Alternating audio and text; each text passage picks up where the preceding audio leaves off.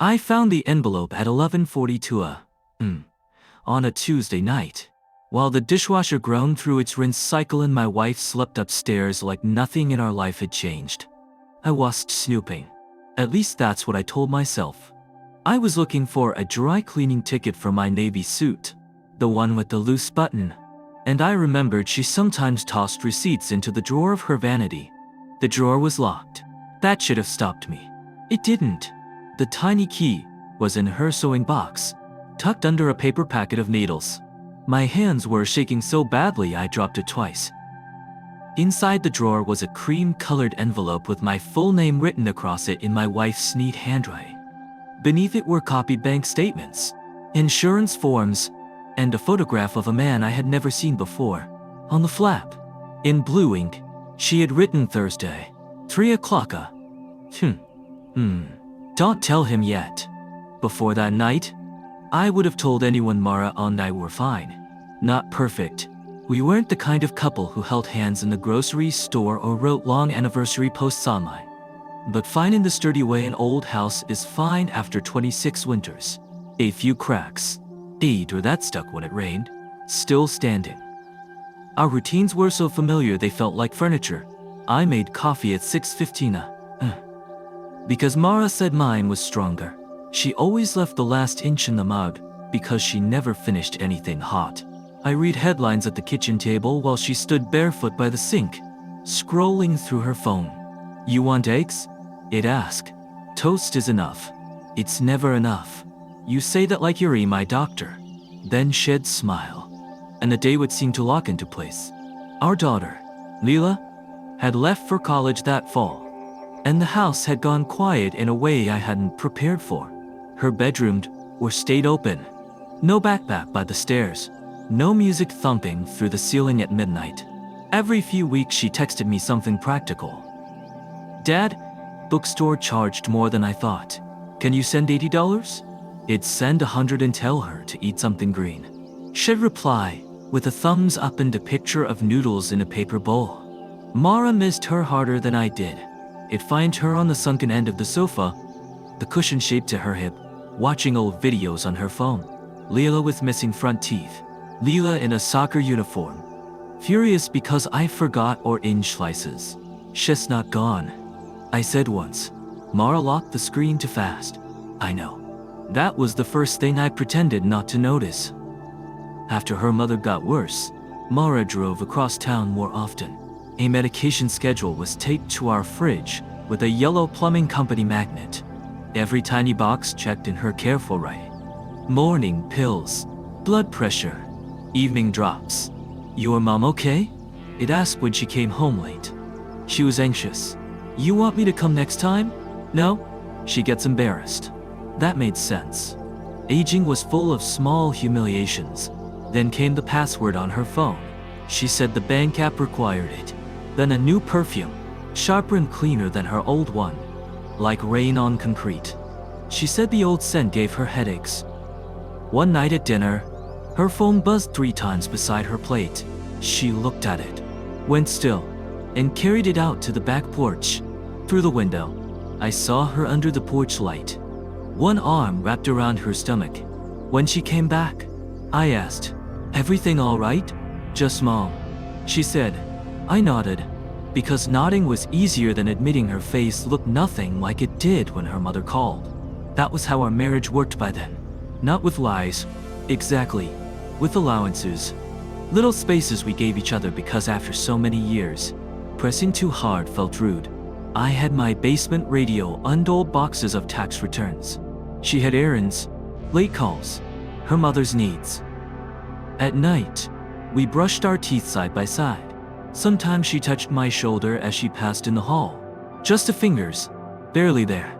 And I would think, this is love, not fireworks. Someone knowing where the cough drops are. Someone buying the cereal you like even after the doctor says to cut back on sugar. So when she grew quieter, I explained it away.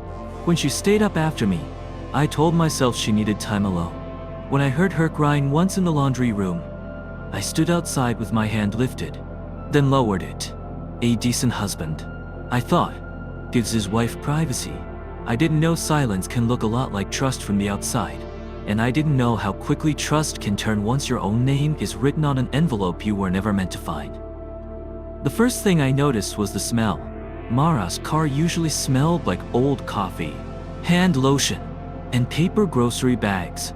That Saturday, when she asked me to move it so I could get the mower out, I opened the door and caught a clean, sharp rush of peppermint. Not done. Cologne.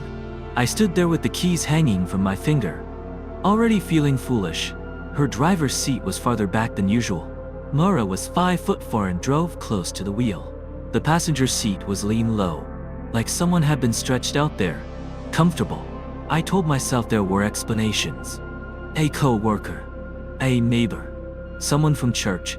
Then I saw the bracelet. It was wedged between the passenger seat and console, half buried among crumbs and old parking stubs. Dark brown leather, worn soft, with a small metal plate in the center.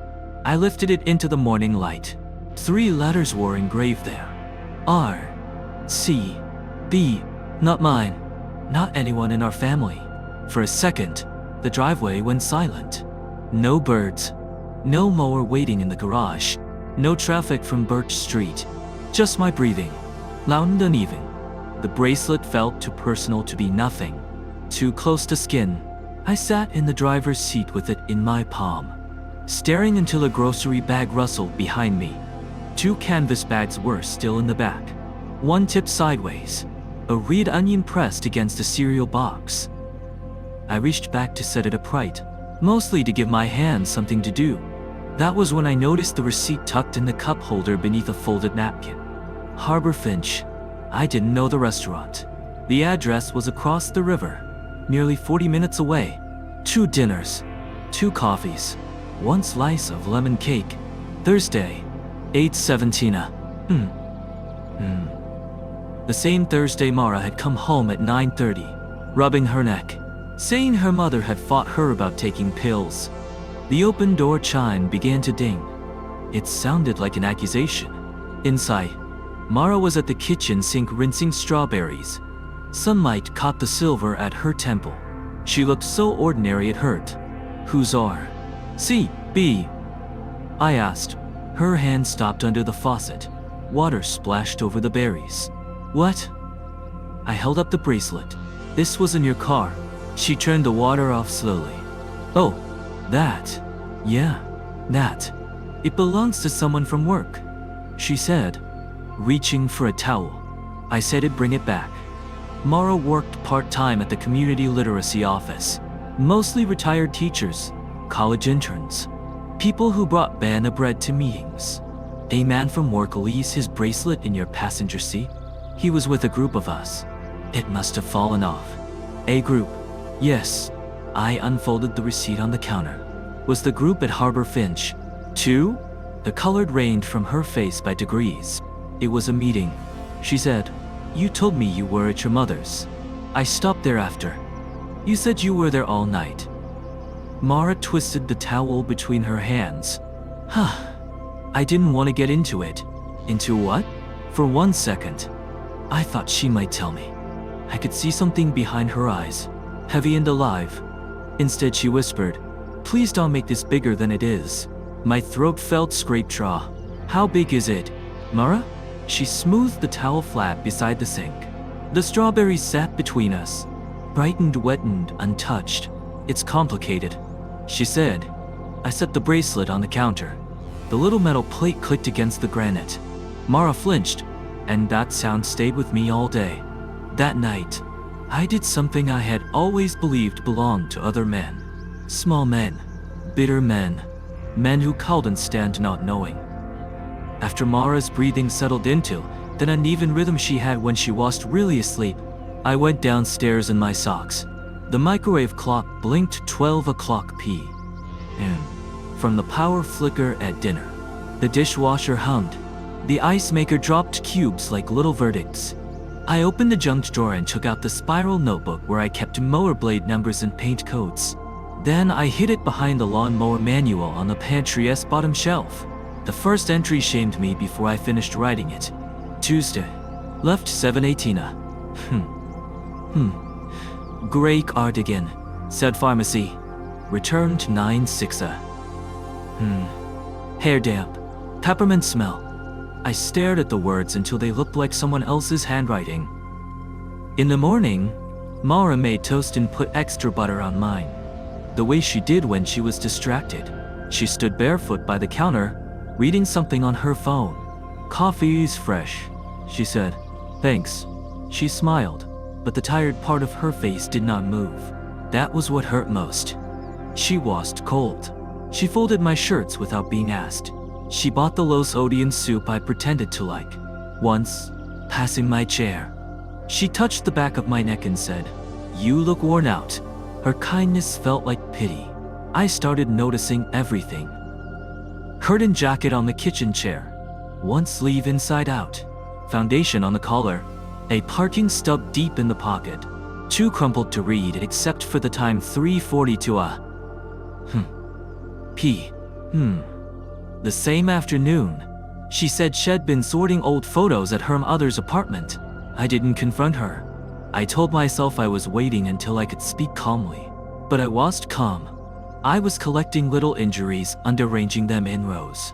On Wednesday, a dental appointment vanished from the paper calendar by the phone. I remembered it because Mara had drawn a tiny blue tooth beside it. When I came home from the hardware store, the square was blank except for the slick shine of correction tape. "You canceled the dentist?" I asked. She was rinsing lettuce. Water ran over her hands. "What?" "You're cleaning. It was on the calendar." "Oh, they moved it." "To when?" "I have to call back." She didn't turn around. I watched water slide down her wrist and disappear under the silver bracelet he'd bought her in Santa Fe 22 years ago. Back when we still believed vacations could fix exhaustion. "Your mom need you tomorrow?" I asked. "Maybe," she said. "Depends how she feels." Her mother had been dead 5 months. Mara's shoulders tightened. "I mean the estate stuff," she added quickly. "Her apartment. You know what I mean." I nodded like I did. Later, while she showered, I stood in our bedroom and stared at her phone charging face down on the dresser. New case. Black screen. I didn't touch it. I want credit for that, though I'm not sure I deserve any. I stood there until the mirror fogged into my reflection in the dark window. Looked guilty. "You okay?" she called. "Fine." Nobody says fine when they are. By Friday, the notebook had 6 entries. Times, clothes, odometer readings I checked while pretending to look for a reusable grocery bag. 12 miles became 49. 49 became 81. I wrote the numbers with a shaking hand, then shoved the notebook away as if it might accuse me out loud. That evening, Mara came home with takeout from the Thai place I liked. I thought we could eat without cooking, she said. Rained arcing the hair at her temples. She looked pale, and the tenderness in her eyes nearly broke me. I wanted to say, "Tell me, whatever it is. Just tell me." Instead I asked, "Long day?" "Yes." "At the office?" A pause. "Mostly." The word sat between us while she unpacked curry, rice, spring rolls, and the peanut sauce she had remembered. We ate with the television on, not watching it. Each time her omelet beside her bowl, her eyes flicked down. No name showed, just a number I didn't recognize. After the 3rd buzz, she silenced it. "Aren't you going to answer?" "It can wait." "Must be important." "It can wait," she said, quieter. She twisted her wedding ring until the diamond faced her palm. That night, I lay awake counting the ceiling fans click on every 4th turn. At 12:37 p.m. Her phone flashed blue once. She didn't move. I did. I sat up, heart hurting, and stared across her shoulder at the dresser until the screen went dark again. In the morning, before Mara woke, I opened the pantry and added one more line. "She is hiding something. I am becoming someone else." By Thursday, I had convinced myself I only needed one clean answer. Mara left at 2:14. Wearing jeans, a navy sweater, and the tan jacket she had called to warm for April. Before backing out, she sat in the driveway with both hands on the wheel, not moving. I was parked 2 houses down behind Mr. Ellis and Ness Hedge, feeling like a fool in my own truck. When she pulled away, I followed. There is no graceful way to trail your wife through midday traffic.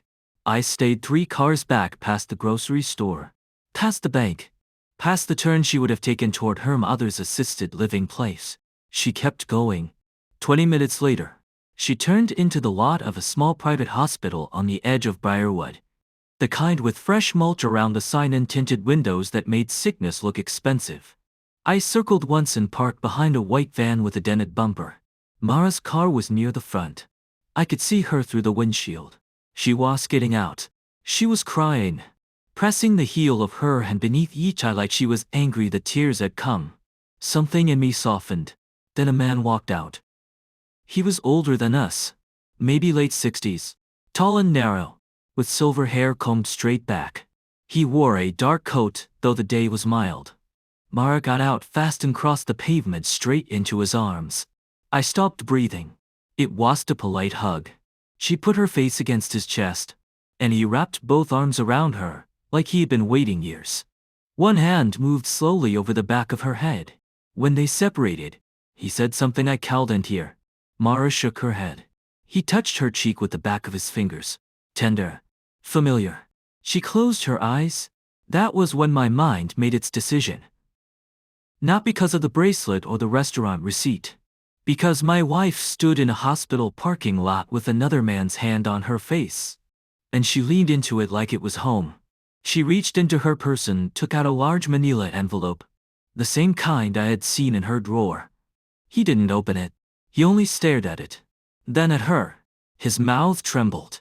Mara pushed the envelope against his chest as if begging him to take it. Finally, he did. A gust of wind lifted the hair off her forehead. She looked smaller than she had that morning. Smaller than the woman who had asked whether I wanted eggs and reminded me to call the plumber. The man glanced toward the hospital doors. For one wild second, I thought he saw me. I ducked low in the seat like a teenager. When I looked up, Mara had both hands around one of his. On his wrist was a pale band with a metal plate that flashed in the sun. From where I sat, it looked enough like the bracelet on our counter to turn my stomach. He bent his head toward hers. Their foreheads nearly touched. I wanted to get out. I wanted to cross that clean black top and say her name. Make them both look at me. Instead, I sat there while an old minivan pulled and underwoman helped a boy with a cast climb out. Doors slammed. A nurse smoked by the service entrance. Real life kept moving around my private disaster. Mara and the man went inside through a side door marked V-I-S-I-T-O-R-R-E-G-I-S-T-R-A-T-I-O-N. I waited. 10 minutes. 15. My phone lay dark in the cup holder. I imagined calling her and saying, "Him outside. I saw you." I imagined the silence after. When she came back out alone, her face was composed in a way that frightened me more than the crying had. She got into her car, checked her reflection, wiped beneath both eyes, and took out her phone. A few seconds later, mine buzzed. "Can you pick up milk on your way home? Bread too if you remember. Love you." I stared at those last 2 words until they blurred.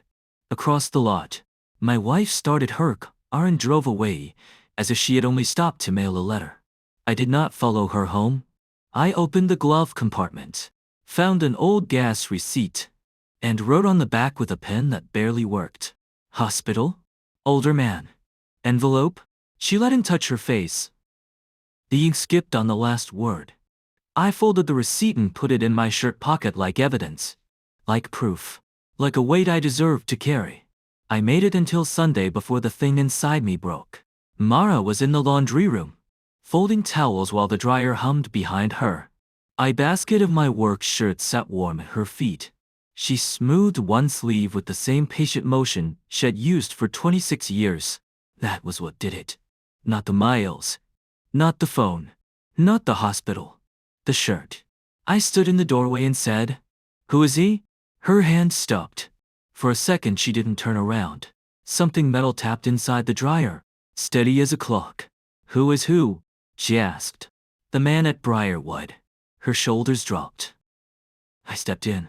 The room smelled like detergent and lavender sheets. The kind Clara used to beg us to buy when she was home from college. Don't do that, I said. Don't make me feel crazy. Mara turned. Her face had gone pale, but her eyes weren't surprised. You followed me? I laughed once. That's what you want to start with. Did you follow me? Yes. I followed my wife because she's been lying to my face.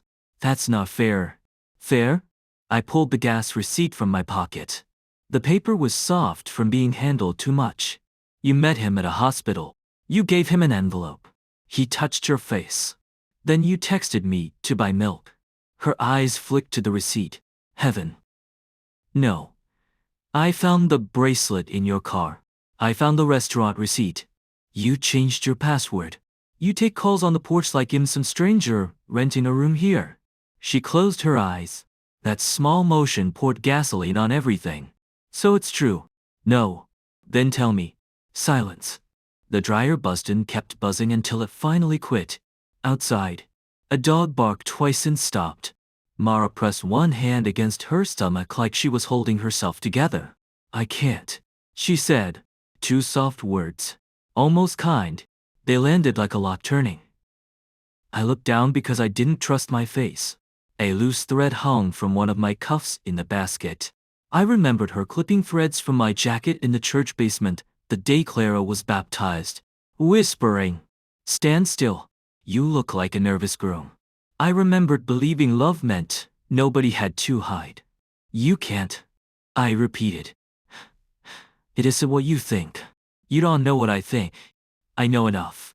I looked at her. Are you in love with him? Her eyes filled at once. Tired and shining. No. Have you been seeing him? Yes.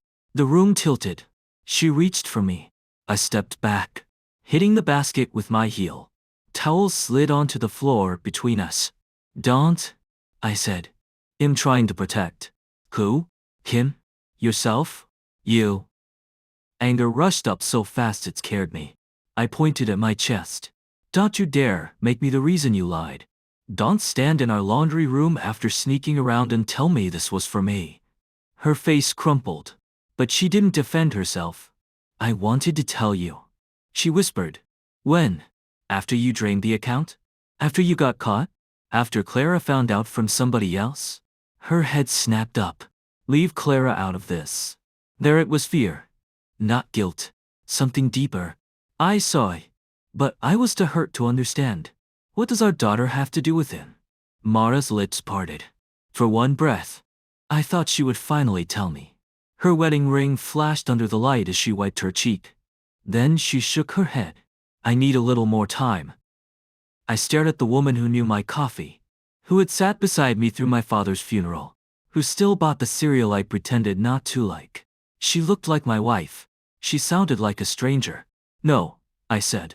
You've had time. I walked into the kitchen. My keys were in the blue bowl by the door. My hands shook so badly they clattered against the ceramic. Where are you going? She asked. I don't know. Heaven. Please. I opened the door. Cool evening air came in, smelling of cut grass. She said my name again, smaller this time. I wanted to turn around. I wanted one sentence that could save us, but she didn't give me one. So, I stepped onto the porch and pulled the door closed gently behind me. I drove until the houses thinned and the street turned from warm yellow to the hard white glow near shopping centers.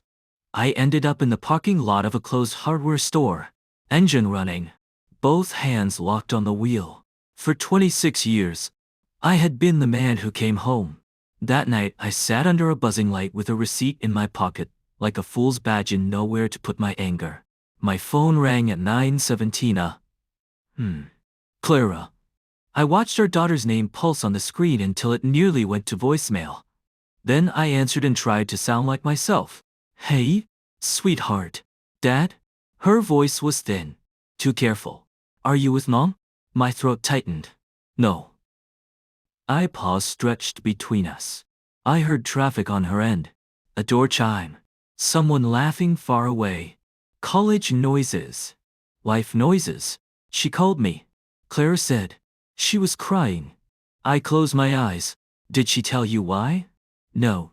She just said if you called, I should answer. Then she said she was sorry. Dad, what is going on? I stared at the dark glass of the store. My reflection looked older than it had that morning. I don't know, I said, and hated how true it was. Clara drew in a sharp breath. Is it about the medical thing? The words landed wrong. Not affair. Not money. Medical. I sat up. What medical thing? Another pause. This one changed shape as it stretched. I heard her swallow. Mom told me not to bring it up until she talked to you. Clara. I got a letter, she said. An email first. Then papers overnighted to my apartment. From some genetics clinic. It said there might be a family history issue I needed to be aware of. Mom called right after and said she was handling it. My hand loosened on the wheel. What clinic? I don't remember. She said not to panic. She said it was urgent, but I should schedule a screening when I came home for fall break. The parking lot seemed to tilt. All the little pieces I had arranged into one ugly picture shifted under my feet. The hospital. The envelope. The bracelet. Mara's face in the driveway. Her saying, "Leave Clara out of this." Dad? Clara whispered. "You're scaring me." I pressed my palm over my mouth. In my pocket. The receipt crinkled against my chest. No, I said. I'm sorry. I'm here. Are you and Mom getting divorced? The question broke something clean down the middle in me. Not because I had not thought it, but because hearing our daughter say it made my suspicions sound like a weapon I had left on the kitchen table. I don't know what your mother and I are doing, I said, but you are not losing either of us tonight. She was quiet. Then, smaller. She sounded like Grandma used to sound when she was hiding pain. My eyes burned. Mara's mother had been private. Proud as a closed fist. Even when cancer thinned her face. She apologized for the sheets and asked whether anyone wanted coffee. She had always preferred sealed envelopes to hard conversations. My memory came so suddenly I gripped the wheel again. The week before her mother died, Mara came home with red eyes and a paper grocery bag full of peaches no one ate. She stood at the sink washing them one by one, rubbing each bruised skin with her thumb. I had wrapped my arms around her from behind. What did she say to you? I asked. Mara leaned back against me and whispered. Too much. I had thought grief made people say strange things. Now I wondered if grief had handed my wife the secret and left her alone with it. Dad, Clara said, do you want me to come home? No, I said too fast. Then softer. Not yet. Go back to your dorm. Lock your door. Eat something. I'll call you in the morning. You promise? I looked at the empty storefront, at carts chained together like they were waiting for someone to admit they were lost. I promise. After we hung up, I sat until the engine heat turned stale. I took out the receipt and unfolded it. Hospital. Older man. Envelope. She let him touch her face. I read the words the way a stranger might read them. They were not proof. They were fear dressed up as handwriting. My phone buzzed again. Not Mara. A number I didn't know. I almost let it go. Then I answered. Mr. Whitaker? A man asked. Yes. My name is Daniel Mercer.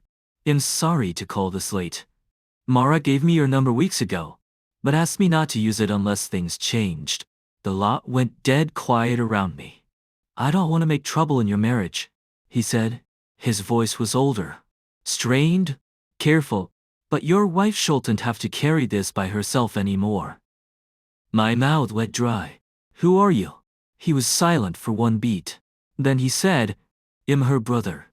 The next morning, I came home with my shirt wrinkled, my eyes raw, and every speech I had practiced in the car already dead in my mouth.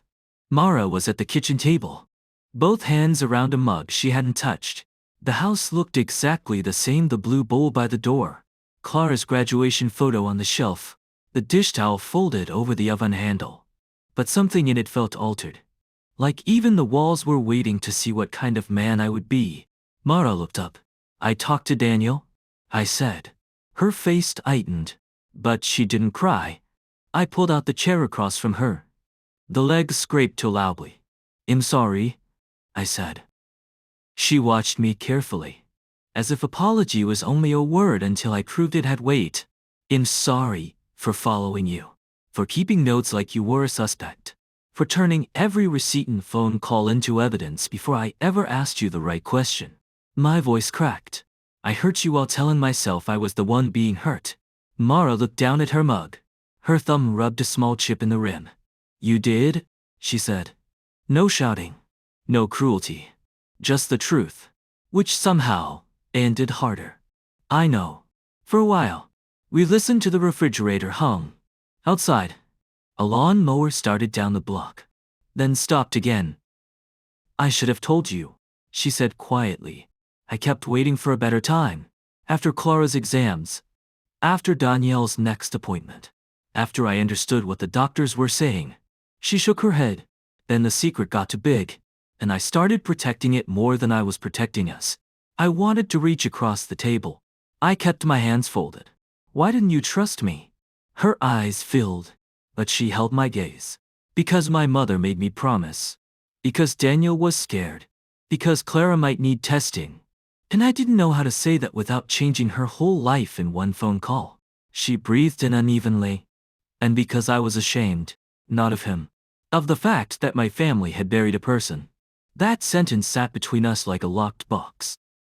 Later, we called Clara together. We didn't unload everything.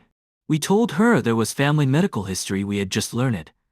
We told her she was safe, loved, and not responsible for anyone else's silence.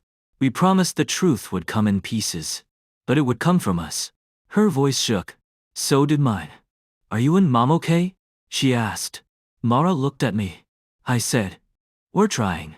That became the most honest sentence in our house. The next week, a counselor's appointment card went on the refrigerator under a yellow lemon magnet. Daniel came over Sunday afternoon and stood on the porch for nearly a minute before Mara opened the door. She hugged him first. I shook his hand. Then, let him pull me into an awkward, careful embrace. He was not the man from my worst imagination. He was tired, kind-eyed, wearing a medical bracelet, carrying a history none of us had chosen. Healing did not feel like music at the end of a movie. It felt like forms, phone calls, apologies said more than once, and sitting in rooms where no one knew what to do with their hands. One evening, Mara and I carried 2 glasses of iced tea to the porch. The summer air was thick with cicadas. The little table between our chairs still had a crack from the winter it sworn I would fix. We didn't hold hands, but, after a few minutes, Mara nudged her chair closer to mine. Just an inch. I looked at the gap between us. Then I moved mine, too. A month later, Daniel sat at our dining room table with a folder in front of him and both hands around a glass of water. Clara was on speakerphone from her dorm. Quiet for so long I thought the call had dropped. I don't know what I'm supposed to call you, she finally said. Daniel looked at Mara. Then, at me. Daniel is fine, he said softly. For now. For now. It was the first honest gift any of us had offered. Not a demand. Not a promise. Just it or left open. After the call, Mara walked him to the porch. I stayed inside and rinsed plates that were already clean, listening to their low voices fade into silence. Then, I heard the small broken sound of 2 people hugging around years they could never get back. When Mara came in, she found me holding Clara's chipped cereal bowl under running water. You don't have to keep proving you're sorry, she said. I turned off the faucet. The quiet rushed in. I think I do. She leaned against the counter, exhausted in a way sleep could not touch. And I have to prove I won't hide inside my fear again. We stood among crumbs, mail, and the counseling appointments stuck to the fridge with a red magnet. I thought of every mile I had counted, every receipt I had turned into evidence, every gentle word of hers I had treated like a lie. I made you alone, she whispered. I made you guilty before I knew the truth, I said. She stepped closer, not into my arms, but near enough that her sleeve brushed mine. It was small. It was everything we could manage. That night, I took my notebook from behind the lawnmower manual. Page after page of times, guesses, and ugly little theories. I tore them out one by one and dropped them in the trash. The next morning, I fixed the cracked porch table. Badly, The line still showed, but it held. At dusk, Mara brought out 2 glasses of iced tea. The cicadas screamed in the maple tree. Our chairs were not touching, but they were closer than before. She glanced at the table and almost smiled. Croaked. Strong enough, I said. And for once, when silence settled between us, I let it stay on.